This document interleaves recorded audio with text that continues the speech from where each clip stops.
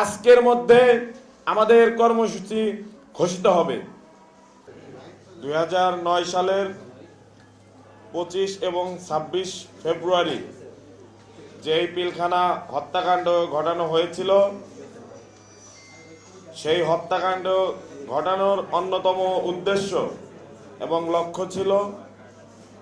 বাংলাদেশের অন্যতম শক্তিশালী,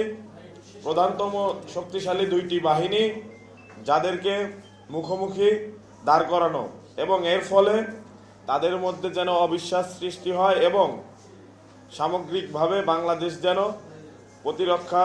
ব্যবস্থায় দুর্বল হয়, সেটি তাদের উদ্দেশ্য ছিল। ছাত্র জনতার দাবির প্রেক্ষিতে গত 23শে ডিসেম্বর গঠিত যেই কমিশন, সেই কমিশন গঠনের প্রক্রিয়া সেটি প্রমাণ করে আসলে এই সমগ্র যে বিচার প্রক্রিয়া সেটি ছিল প্রশ্নবিদ্ধ। আমরা ছাত্র জনতার পক্ষ থেকে বলতে চাই, যদি কোনো নিরপরাধ বিডিআর সদস্য যারা এখনো তাদের সাজা ভোগ করে তাদের মেয়াদ শেষ হয়েছে, যারা পূর্বেই খালাস পেয়েছেন কিংবা এখনো বিভিন্ন মেয়াদে সাজাপ্রাপ্ত হয়ে জেলের ভেতরে আছেন এবং একই সাথে যারা ফাঁসির দণ্ডপ্রাপ্ত হয়েছেন, এর মধ্যে পুরো বিচার প্রক্রিয়ায় যদি একজনের সাথেও অন্যায় করা হয়ে থাকে, তাহলে আমরা বলতে পারি এই পুরো প্রক্রিয়াটি আসলে প্রশ্নবিদ্ধ। অর্থাৎ আপনাদের যেই কমিশন, সেই কমিশন যতক্ষণ পর্যন্ত না স্বাধীনভাবে তাদের তদন্ত রিপোর্ট জমা দেবে এবং সেখানে জন আকাঙ্ক্ষার প্রতিফলন না ঘটবে, ততক্ষণ পর্যন্ত আমরা মনে করি সকল বিডিআর যারা সদস্য আছেন, যাদেরকে অন্যায়ভাবে আটক করা হয়েছে, তাদের মুক্তি পাওয়ার অধিকার রয়েছে। আমরা ঠিক সেই জায়গায় দাঁড়িয়ে বলতে চাই যে এই পুরো বিচার প্রক্রিয়াটি ছিল যেহেতু প্রশ্নবিদ্ধ এবং অসংখ্য বিডিআর সদস্যকে হাসিনা জোরপূর্বক টর্চার করে বিভিন্ন সময়ে অনেককে হত্যা পর্যন্ত করেছে জেলের ভিতর নির্মমভাবে এবং তাদেরকে দিয়ে জোরপূর্বক স্টেটমেন্ট দেওয়াতে বাধ্য করেছে।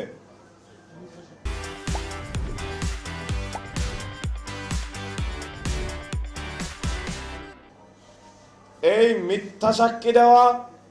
পুরো বিচার প্রক্রিয়াকে আমি মনে করি একটি প্রশ্নবিদ্ধ জায়গায় ফেলে দিয়েছে এবং যেহেতু তাদের উদ্দেশ্য ছিল বাংলাদেশের স্বাধীনতা এবং সার্বভৌমত্বকে প্রশ্নবিদ্ধ করা এবং দুর্বল করা, সেই জায়গায় দাঁড়িয়ে বাংলাদেশের স্বাধীনতা এবং সার্বভৌমত্ব বিরোধী যেই পিলখানা হত্যাকাণ্ডের রায় হাসিনার সময়ে দেখেছি, সেই রায় যেন বাতিল করা হয় এবং আমরা মনে করি সরকারের যে হাতে যে পরিমাণ এখন পর্যন্ত সুযোগ রয়েছে, তাদের যে নির্বাহী আদেশ এবং আইনের ধারাগুলো মেনে তারা চাইলেই এই নিরপরাধ বিডিআর সদস্যদের মুক্ত করে দিতে পারে। আমি আমার কথা খুব বেশি দীর্ঘায়িত করব না। আমরা শুধু এতটুকুই বলবো, সরকারকে এতটুকু বলবো, কোন নির্দিষ্ট প্রতিষ্ঠান, ব্যক্তি কিংবা গোষ্ঠীর চাপ আপনাদের উপর আছে কিনা, যার কারণে আপনারা স্বাধীনভাবে কাজ করতে পারছেন না,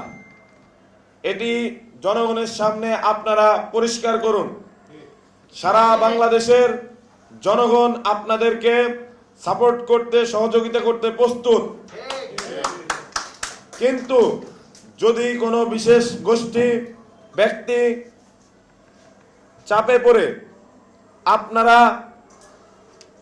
এই গণ আকাঙ্ক্ষার বিরুদ্ধে গিয়ে অবস্থান নেন, তাহলে আমরা বাধ্য হব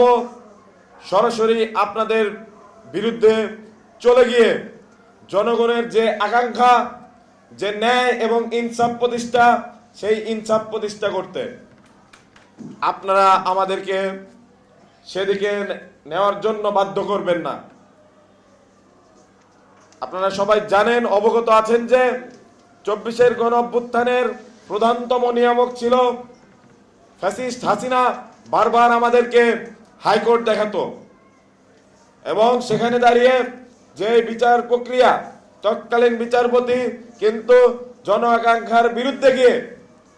বক্তব্য দিয়েছিলেন, যেটি এই আন্দোলনকে, কোটা সংস্কার আন্দোলনকে পরবর্তীতে গণ অভ্যুত্থানে রূপ দেয়। তাই 24-এর গণ অভ্যুত্থানের এই টকটকে তাজা যে স্মৃতি,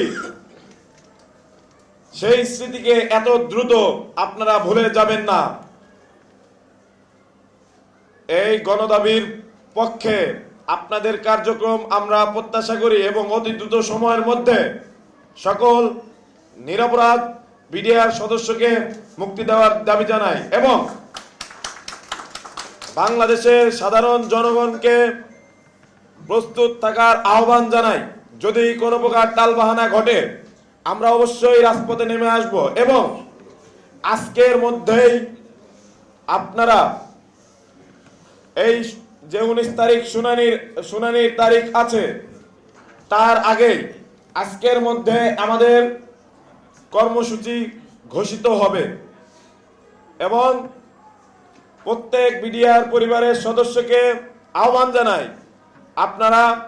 যে কোনো সময় আমরা ছাত্র জনতা যখন ডাক দেব তখন ঢাকায় আপনাদের আসতে হবে এবং ঢাকাবাসী সহ সারা বাংলাদেশের যত ছাত্র নাগরিক আছে